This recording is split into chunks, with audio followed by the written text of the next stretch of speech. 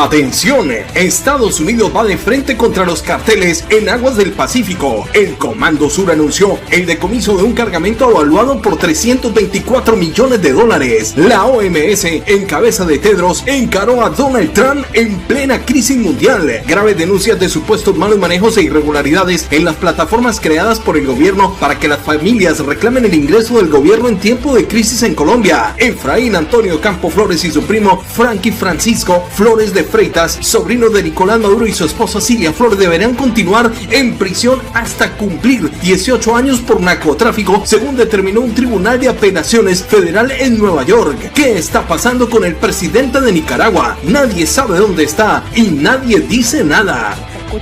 Muchos usuarios de las redes sociales han evidenciado que en medio de la cuarentena han escuchado muchos ruidos extraños en el cielo, como si se trataran de abrumadores lamentos o trompetas. Explican sonidos del cielo que se oyeron en varios países latinos. El gobierno de España está trabajando para introducir una versión preliminar del ingreso básico universal lo antes posible para ayudar a los españoles a enfrentar las consecuencias económicas del nuevo brote en el país ibérico. Bienvenidos al desarrollo de las noticias. Mucha atención. Este lunes el Comando Sur informó que la tripulación de la Guardia Costera Cutter Hamilton decomisó cargamentos de sustancias prohibidas por $324 millones en el Pacífico Oriental. Lo lograron a través de una operación de 80 días en la que también participó el Escuadrón Táctico de Interdicción de Helicópteros de la Guardia Costera. En conjunto se apoderaron de 3 buques cargados y se detuvo a 8 presuntos traficantes. El Comando Sur precisó que 2 de las embarcaciones eran sumergibles, construidas cerca de la línea de flotación para evitar su detección. Los 2 sospechosos son contrabandistas que hundieron el barco a propósito en un supuesto intento de evitar que la tripulación del Hamilton localice cualquier contrabando. El equipo policial de Hamilton detuvo a los sospechosos y los entregó a las agencias de control para su posible enjuiciamiento. Este tipo de operaciones, explicó el Comando Sur, son fundamentales para interrumpir y desmantelar las organizaciones criminales transnacionales que intentan contrabandear a través del océano hacia Centro y Norteamérica. El gobierno de los Estados Unidos también puso el foco en el Caribe y más concretamente en los movimientos del régimen de Nicolás Maduro, y la semana pasada anunció una operación antinarcóticos en las costas venezolanas para cual los analistas esperan un despliegue sin precedentes en el hemisferio, y en estos momentos hay patrullaje por el Pacífico Oriental. Esta operación en el Caribe no solo contará con la Guardia Costera, helicópteros como la del Pacífico, también con buques destructores, aviones de vigilancia y una brigada de tierra, y ya hay Marines en la frontera, nos están reportando. Ya empiezan a reportar movimientos. El buque US Detroit de 115 metros de eslora ejecuta operaciones de inteligencia cerca de las costas de Venezuela, tal como lo reportó la Marina de Estados Unidos en un tweet el 1 de abril. El presidente de Estados Unidos, Donald Trump, ha anunciado que Washington está lanzando operaciones antinarcóticos en el hemisferio occidental para proteger al pueblo estadounidense de los carteles que intentan explotar este tiempo de crisis en la frontera. Durante una reunión informativa en la Casa Blanca con el secretario de Defensa Mark Esper y el presidente del Estado Conjunto Mayor Mark Milley, Trump aseveró que la Marina de Estados Unidos desplegará los barcos en el Caribe y en el Pacífico Oriental para evitar el contrabando de estas sustancias. En cooperación con las 22 naciones asociadas, el Comando Sur de los Estados Unidos aumentará la vigilancia en la interceptación e incautación de envío de drogas de la región y brindará apoyo adicional para los esfuerzos de erradicación que se están llevando a cabo en estos momentos a un ritmo récord, afirmó Donald Trump. Por su parte, también señaló que la operación estadounidense se centrará en el Caribe y Sudamérica, en particular en Venezuela, en las costas de Venezuela, cuyo gobierno defiende, según el jefe del Pentágono, las ganancias derivadas de la venta de estas sustancias ilícitas y los envíos a Estados Unidos. Atención, el embajador de los Estados Unidos, William Brownfield, se ha pronunciado respecto al conflicto mediático que existe entre Estados Unidos y Venezuela. La periodista Carla del canal EBTV le preguntó si Venezuela sigue siendo determinante para la administración de Donald Trump con la actual crisis que vive el mundo. Que el paquete ya está bastante bien establecido y en este momento tiene sus 3 elementos: el elemento judicial, las acusaciones públicas contra el presidente del régimen, Nicolás Maduro, y otros 13 miembros de su gobierno; su elemento de seguridad en términos de las operaciones conjuntas en el Caribe contra el tráfico de la droga ilícita; y el elemento político en términos del plan de acción, plan de trabajo presentado por el secretario de Estado Pompeo para producir una transición democrática para Venezuela. En la entrevista, la periodista recordó cuáles fueron las palabras del embajador el año anterior con respecto a las sanciones de Estados Unidos en contra de Venezuela. Una invasión sería negativa, pero no es la única manera de la opción militar. Por ejemplo, la presencia de una o dos fragatas de mi país o de cualquier otro país, quizás una milla más lejos de las aguas nacionales de Venezuela, para controlar y decidir cuál carguero sale o entra y cuál no. En otras palabras, un bloqueo es una opción militar. En la charla, Carla, la periodista, le preguntó a William Bromfield que si dentro de las operaciones antinarcóticos y de atrapar los capos en las costas caribes también está Estados Unidos buscando la captura de Nicolás Maduro, haciendo presencia en las costas caribe. Existe el concepto de algo llamado rendición internacional. Y rendición no es necesariamente extradición, no es necesariamente un proceso judicial entre dos gobiernos y dos países. Es una acción tomada casi siempre en espacio internacional o en un tercer país. Y eso se ha visto, sin duda alguna. Si me acuerdo bien, por ejemplo, dos nietos por lo menos de la primera dama del gobierno de Nicolás Maduro, sí. En este momento están encarcelados en los Estados Unidos después de un juicio y una sentencia, y ellos fueron participantes no voluntarios en una rendición internacional. Y sí, eso es parte, eso se reconoce en los tribunales de los Estados Unidos. La regla legal en los Estados Unidos es que el tribunal no va a investigar judicialmente la manera en que el acusado ha llegado a su jurisdicción. Sobre las opciones que le quedan a Nicolás Maduro y a sus cómplices, esto respondió el embajador William Bromfield.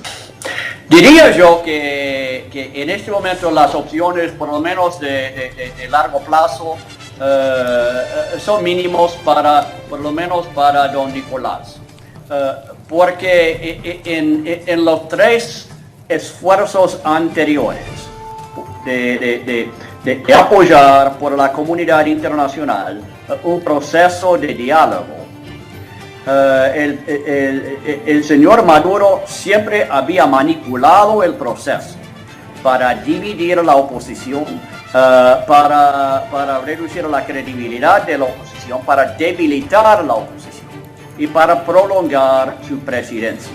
Y la diferencia esta vez, Carla, es que el señor Maduro ya no tiene la misma opción, y la razón es la acusación formal y pública contra él por parte del sistema judicial de los Estados Unidos de América del Norte. El embajador fue enfático en expresar a sus seguidores de Carla Angola que sin duda alguna Venezuela está cerca de la libertad. Venezuela. Mi mensaje al pueblo venezolano es que deberían acordarse que a final de todo son ellos los que van a decidir el futuro de Venezuela. Deberían saber que no hay, por lo menos en el gobierno de los Estados Unidos, una expectativa, ni siquiera una tolerancia para una solución que permite la permanencia de Nicolás Maduro en la presidencia de Venezuela. Y tres, deberían saber que las ideas presentadas por el gobierno de los Estados Unidos en su plan de acción, su plan de trabajo para una transición democrática, deberían ver como ideas combinadas con las otras dos declaraciones, las acusaciones contra el distinguidísimo don Nicolás Maduro y sus 13 compadres, y también la operación de seguridad antidroga en el Caribe. Cambiamos de información, muchísima atención porque en Colombia se están denunciando irregularidades en la plataforma de ingresos solidario para las familias vulnerables. Esto que lo creó el gobierno con el fin de dar subsidios a las familias de escasos recursos en el país que no tienen dinero para comer y que mediante un código pues reclaman 160.000 pesos que les envía el gobierno en este tiempo de crisis por el Corona Plus. Pues les voy a contar, en redes sociales se conocieron varias denuncias por las fallas en el funcionamiento de la plataforma, como se conoce, Ingreso Solidario, y eso fue a partir del miércoles. Vamos aquí a verificar, vamos a consultar nuestra primera cédula, es 1, 2, 3, 4, 5, 6, 7, 8, 9, la verificamos y bueno, efectivamente hay un colombiano que se llama Alexander Ivanovich que tiene ese tipo de número de cédula particular. Particular puede ser una coincidencia, no vamos a desconfiar todavía. Vamos a ingresar otra. 1, 1, 1, 1, 1, 1, 1. Vamos a verificar. Tenemos aquí 9 unos. Vamos a verificar. Bueno, esta cédula no existe, o si existe me dice que no está en el listado de hogares beneficiarios. Vamos a quitarle un 1. Vamos a poner 7 unos. Vamos a buscar y nos va a aparecer una colombiana llamada Erika Alejandra Velatir con identificación 111. Puede ser, puede que exista, todavía no desconfiemos, pero vamos a poner otro, al azar, 3, vamos a poner 8, 3, vamos a mirar, que nos aparece, y nos aparece Jessica Viloria, parece familiar del Ñeñe Hernández, pero bueno, o sea, un apellido Ñeñe, busquemos otra, 4, y nos aparece el nombre O.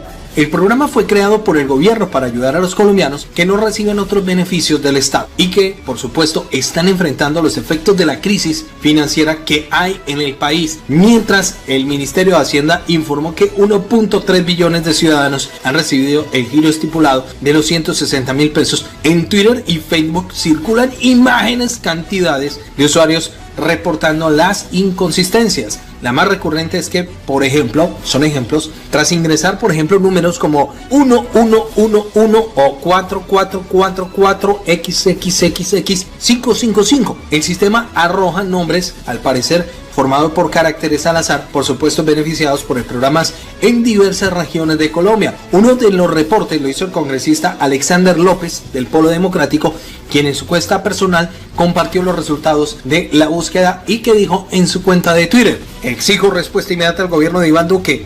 La falsedad sobre los subsidios de ingreso solidario en el estado de emergencia. Busqué la cédula 11111 y la misma identificación aparece desaparecido el ciudadano y tiene otros nombres en diferentes bases de datos del ente de control. Dicha identificación, afirma el cabildiente, corresponde a una persona que ya no está en este mundo y que figura con nombres diferentes. Por eso, la Dirección Nacional de Planeación ha dicho y ha respondido que se ha presentado una anomalía con el buscador de cédulas del programa Ingreso Solidario que está siendo superada en estos momentos y que se han realizado 1.194.608 giros a todas las personas bancarizadas cuyo nombre y cédula están plenamente identificados por entidades financieras. Desde la presidencia se ha diseñado el programa Ingreso Solidario para favorecer a los trabajadores independientes e informales, quienes durante el aislamiento obligatorio no tendrán forma de generar ingresos para sus hogares y que por la emergencia económica no podrán acceder a otras fuentes de financiamiento. Debajo del video les vamos a dejar el link donde ustedes pueden ingresar y revisar si ustedes son favorecidos a través de esta plataforma que en estos momentos pues se encuentra en reparación por parte del gobierno colombiano y que en cualquier momento la dan de alta para que las personas puedan averiguar si salieron favorecidas con el subsidio de 160.000 pesos que está dando el gobierno colombiano. Atención, en un video divulgado a través de redes sociales, Gustavo Petro reveló que en un examen médico que le practicaron le detectaron células tempranas en la juntura del esófago con el estómago. En Colombia, días después, le confirmaron una lesión en el mismo lugar. Después de asistir a la audiencia de la Corte Interamericana de Derechos Humanos sobre mi caso, decidí viajar a la República de Cuba a realizarme exámenes de salud completos. Allí, el 2 de marzo, se me diagnosticó una enfermedad, cáncer temprano en la juntura del esófago con el estómago. El 13 de abril, siguió el líder político, le harán una endoscopia con intervención quirúrgica para tratar de remover completamente el tejido dañado. Regresé al país para obtener una segunda opinión médica y después de análisis de laboratorio y endoscopias se determinó la existencia de una lesión en el mismo lugar. Aunque el senador no dio detalles sobre la información referente a su salud, donde forma parte de la severa historia clínica, se puede inferir que se trataría de un adenocarcinoma ubicado en el cardias, que es el anillo muscular que separa el esófago del estómago y que tiene como función permitir el paso de los alimentos a modo de esfínter, pues impide que el contenido se devuelva. Decidí volver a Cuba el 18 de marzo para confrontar todos los estudios y opiniones médicas y tomar mis propias determinaciones. El lunes 13 de abril, en horas de la mañana, tendré una nueva endoscopia, esta vez con intervención quirúrgica, para tratar de remover completamente el tejido dañado. Si por lo delicado de los tejidos donde se ubica la lesión no se puede remover totalmente y si se confirma la existencia del cáncer, entraré a tratamiento de quimio y radioterapia. Por la existencia del virus, mi confinamiento es y será total. Se trataría de un adenocarcinoma ubicado en el cardias, que es el anillo muscular que separa el esófago del estómago y que tiene como función permitir el paso de los alimentos a modo de esfínter. Esta unión es anatómicamente imprecisa porque tiene células tanto del esófago como del estómago. Sin embargo, en este caso se podría decir que la lesión incipiente puede estar ubicada en el segmento inicial del estómago, por lo que podría considerarse una esencia de adenocarcinoma de este órgano. Al senador se le realizará también una endoscopia para quitar completamente la lesión y la par para determinar si existen alteraciones mayores que quieran manejo complementario sobre esta cirugía, sobre esta quimioterapia o radioterapia. De acuerdo con Ángel Alberto Castro, gastroenterólogo de la Universidad Nacional, por la ubicación podría asemejarse a células malignas en el estómago llamadas tipo A. Se puede asemejar a células malas de tipo A que pueden producirse en la infección de la bacteria Helicobacter, más raramente por una gastritis cuando las defensas del cuerpo atacan en esa zona. Pero también puede haber otro tipo que es el B, que se asemeja al adenocarcinoma del esófago y se relaciona con el reflujo gastroesofágico. Según Castro, los dos son fácilmente distinguibles, pero aún el examen genético molecular indicaría la etiología. En este caso, el tipo ocurre en pacientes que padecen gastritis atrófica, mientras que el tipo B ocurre en sujetos con estómagos sanos pero que secretan ácido. En las personas con estómagos sanos en las que aumenta la secreción de ácidos, el cardias está sujeto a una variación química constante que puede promover cambios en las células al punto de hacerlas malignas.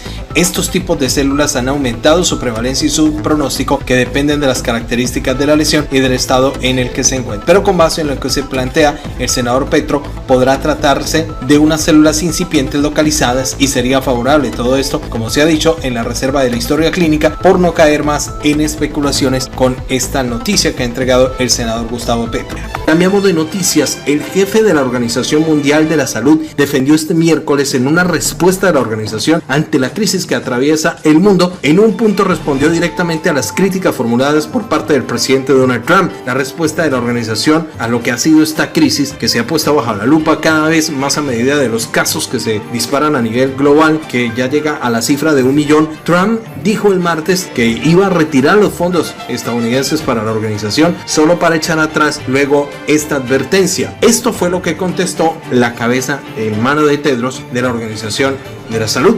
Por favor, no politicen. Esto explota las diferencias que hay a nivel nacional. Si quieren ser explotados y si desean tener muchas más bolsas, entonces háganlo, dijo el director general de la Organización Mundial de la Salud, Tedros, en una conferencia de prensa en Ginebra. Si no quieren más bolsas para personas desaparecidas, entonces absténganse de politizarlo. Es el breve mensaje. Pongan en cuarentena la politización y la unidad de su país será muy importante para derrotar esta crisis. Ese es nuestro mensaje, unidad a nivel nacional, sin politizar. No hay necesidad de usar el COVID para ganar puntos políticos. No need. You have many other ways to prove yourselves. Tienen muchas otras maneras de probarse a sí mismos. Esto no es para usarse en política, es como jugar con fuego. Tedros describió un cronograma de acciones de la organización frente a lo que se está presentando a nivel mundial. Avanzamos con más noticias, muchísima atención. Efraín Antonio Campo Flores y su primo Frankie Francisco Flores de Freitas, sobrinos de Nicolás Maduro y de su esposa Cilia Flores, deberán continuar en prisión hasta cumplir la condena de 18 años por narcotráfico, según se determinó un tribunal de apelaciones federales en Nueva York. Ambos enfrentarán un juicio en el Tribunal Federal para el Distrito Sur en Nueva York, en Manhattan. El 15 de diciembre de 2017, el juez Paul Crotty los condenó a cumplir 18 años de cárcel tras ser hallados culpables de intentar ingresar al suelo norteamericano 800 kilos de sustancias prohibidas. La sentencia fue recurrida ante un tribunal de apelaciones compuesto por 3 jueces que confirmaron la condena impuesta por Crotty, realizando una audiencia en marzo, según los documentos hechos públicos esta semana. Los familiares de Maduro, arrestados en Haití el 10 de noviembre por agentes de la DEA y extraditados inmediatamente a los Estados Unidos, están cumpliendo una condena en un año de prisión en Florida. Los abogados defensores pidieron que Campo Flores, ahora de 34 años, y Flores Freitas, de 33, fueran enviados a una prisión de Florida para cumplir su condena por ser un destino más próximo y económico que Nueva York para sus familiares, lo que el juez tomó esto en consideración. El 26 de marzo, el gobierno de los Estados Unidos habría presentado cargos contra el presidente de Venezuela por el tráfico internacional, con recompensa de $15 millones por información que lleva a su captura, acusado de liderar carteles integrados por funcionarios chavistas que han permitido usar a Venezuela como un lugar seguro para este tipo de maniobras ilegales y envío de sustancias ilegales a los Estados Unidos. También se imputó a 14 funcionarios y exfuncionarios públicos, entre ellos Diosdado Cabello Rondón, el presidente de la Asamblea Nacional Constituyente, y el general retirado Cliver Alcalá Cordones, que al día siguiente se entregó en Colombia a agentes de la DEA, y versiones apuntan que será un testigo de la fiscalía en este caso. Cambiamos de noticias, mucha atención porque hay revuelo en las redes sociales, porque mientras todo el mundo mira las noticias de la crisis que se está presentando a nivel mundial, se está mirando hacia Nicaragua, porque allí el presidente ni silba ni se da cuenta de lo que está pasando en este país. La desaparición de Ortega ha desatado en redes sociales y medios de comunicación pues una pregunta sobre cuál será la condición de salud del mandatario y de su familia. Las especulaciones han crecido cuando el viernes no acudió a las honras fúnebres del diputado Jacinto Suárez, un allegado suyo, como lo esperaban simpatizantes y adversarios. El periódico La AFP ha consultado a la presidencia de Nicaragua sobre el tema, pero tampoco obtuvo respuesta. Lo que está demostrándose con esta ausencia es que en Nicaragua no existe un gobierno en el sentido estricto, porque es un gobierno, una entidad para proteger el bienestar de la vida de la gente en un país, dijo a la AFP el politólogo Félix Madariaga. ¿Dónde está Ortega? No es importante, porque el Estado está desconectado de la realidad nicaragüense desde hace largo rato, dándole la espalda al pueblo ante distintas situaciones de esta crisis. Los opositores recordaron la ausencia del mandatario durante el inicio de las protestas contra su gobierno en abril del 2018 y desataron una ola represiva que dejó más de 325 personas que fueron maltratadas por las fuerzas de Nicaragua, pérdidas económicas millonarias y un grave desempleo. El mandatario tampoco ha informado de su ausencia al Parlamento, controlado por el gobernante del Frente Sandinista y partidos aliados. Según la Constitución, el Parlamento debe autorizar al presidente para ausentarse en un plazo mayor a 15 días y en caso de no hacerlo puede declararse en abandono del cargo o incapacidad para gobernar. Madariaga descartó que desde el Parlamento se exhorte a informar a Ortega sobre su ausencia porque no existe independencia de poderes. El politólogo también recordó que en el 2014 se adoptaron reformas constitucionales que derribaron los mecanismos de control de poder y crearon una hiperpresidencia con un desbalance completo de poderes. Cambiamos de noticias, muchísima atención porque... Escuchen esto, por favor. Hay usuarios en las redes sociales que han evidenciado en medio de la cuarentena y han escuchado ruidos extraños en el cielo, como si se trataran de lamentos o trompetas que se escuchan en la distancia. ¿Se escucha?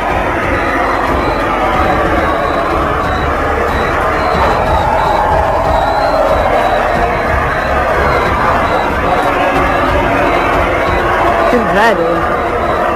Yo nunca había escuchado así.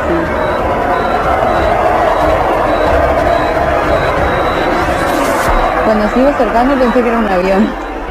Explican sonidos del cielo que se oyeron en varios países latinos. ¿En cuáles? En varios países latinos de América se ha dado este fenómeno que se registró en mayor cantidad en países como Argentina, Uruguay y Chile, y muchos habitantes se refirieron como las trompetas en el cielo, con lo que muchos aseguran que se acerca el juicio final.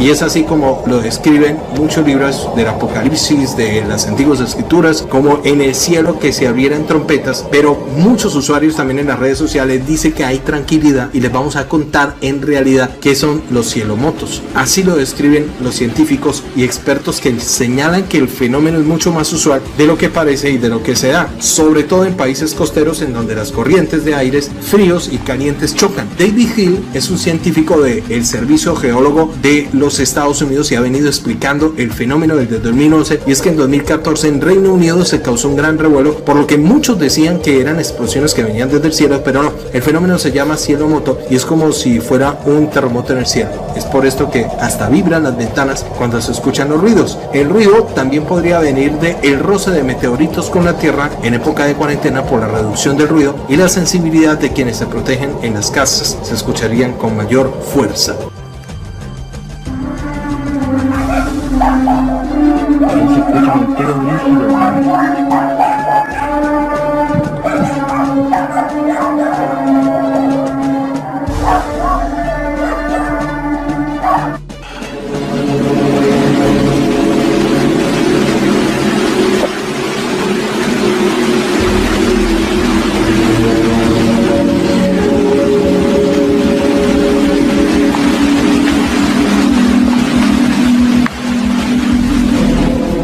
En un tuit, Fernando Toch, que es un líder en las redes sociales, dice que las trompetas del apocalipsis que se escuchan en el cielo durante la madrugada fueron explicadas por expertos como cielomotos, y es el choque de masas de viento con masas de aire caliente. Pero cuando las personas no conocen esta información, pues se van a preocupar y se van a angustiar y van a creer muchas cosas que de pronto dicen en las conspiraciones sobre este tipo de temas. Cambiamos de noticia. El gobierno de España está tratando para introducir una versión preliminar del ingreso básico universal lo más antes posible, para ayudar a los españoles a enfrentar las consecuencias económicas de esta crisis a nivel mundial. La crisis ha puesto por encima de la mesa la urgencia de ese ingreso mínimo vital, que es esencial y es fundamental para asegurar la dignidad, la mínima capacidad de consumo de muchas familias en España que están en una situación desesperada, dijo Pablo Iglesias, vicepresidente segundo, en una entrevista con la cadena nacional el viernes. Tuvo que ver cómo se destruía el empleo. Ahora han visto a un gobierno que a través de los ERTEs y a través de otro tipo de mecanismos y de subsidios está protegiendo el empleo. Estamos trabajando en concreto en mi equipo, con el equipo del ministro Escrivá y de la ministra Díaz, para que lo antes posible haya un ingreso mínimo vital. En 2008 mucha gente vio cómo les cortaban la luz y la calefacción. Ahora han visto que hay un gobierno que prohíbe los cortes de suministros, y al mismo tiempo creo que estamos señalando una de las claves fundamentales que tiene que servir para tomar nota de lo que nos está enseñando esta pandemia. Hay gente que no se puede beneficiar del seguro de desempleo o condiciones de un ERTE, expediente de regulación temporal de empleo. Hay gente que tiene muchas dificultades para ir a un supermercado y comprar los productos de primera necesidad, explicó Pablo Iglesias. Es un ingreso mínimo vital y esencial y fundamental para asegurar la dignidad mínima y la capacidad de muchas familias en España, y que también están en una situación desesperada, agregó Iglesias, quien también es vicepresidente de Derechos Sociales y Agenda del 2030 del gobierno español.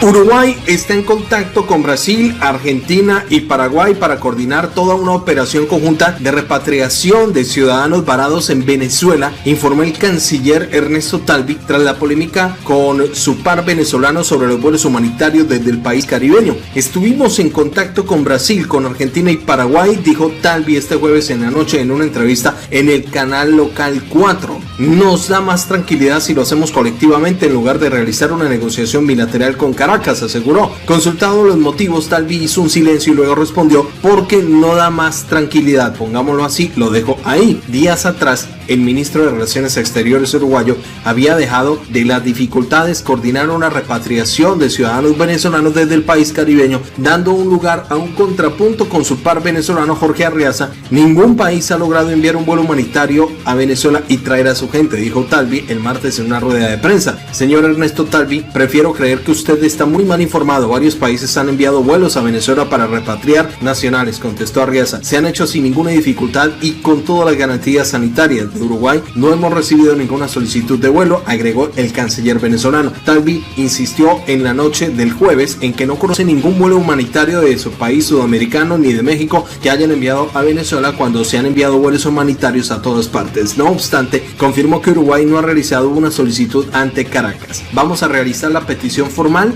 cuando tengamos la certeza de que los uruguayos van a poder volver con todas las garantías. De nada sirve una petición que no se conceda si después no la vamos a usar. La medida en que nos sentimos que estén dadas todas las garantías para que los uruguayos vuelvan sanos y salvos a su casa. De acuerdo al ministro, hay 9 uruguayos varados en Venezuela en todas las condiciones, con alojamiento, atención médica y el apoyo del consulado. Asimismo, entre 15 y 18 venezolanos residentes en Uruguay que ya habían ido a visitar a sus familias han expresado el deseo de regresar. En contexto, el presidente uruguayo Luis Calle Pou asumió el 1 de marzo, cambio radicalmente en la postura del gobierno anterior de izquierda frente al amplio respecto a Venezuela, al considerar que Nicolás Maduro lo considera el presidente de Uruguay como un dictador, y por eso las relaciones están un poco opacas para poder repatriar a los venezolanos en este tiempo de crisis que se encuentran en Uruguay y los uruguayos que se encuentran en este tiempo de crisis en Venezuela para que puedan ser repatriados entre las dos naciones, pero ya se vienen trabajando en este tema. Llegamos a la parte final. Si les gustó esta información, por favor denle un me gusta, compártanlo con sus redes sociales. Muchísimas gracias por el apoyo. Nos escuchamos en el próximo video.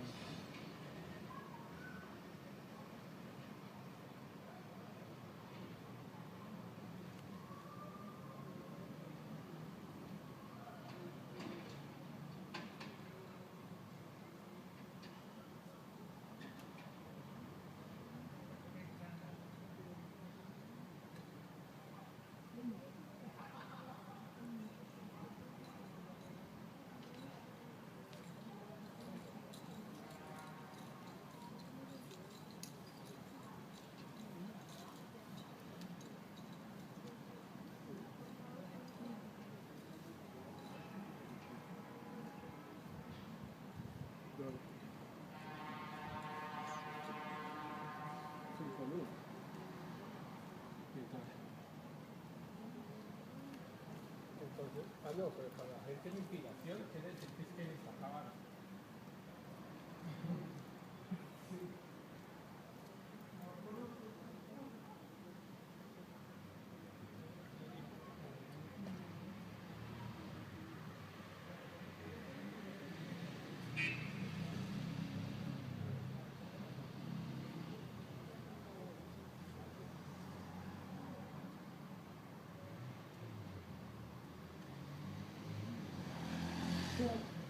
Yo voy a pedir su pack y yo le envío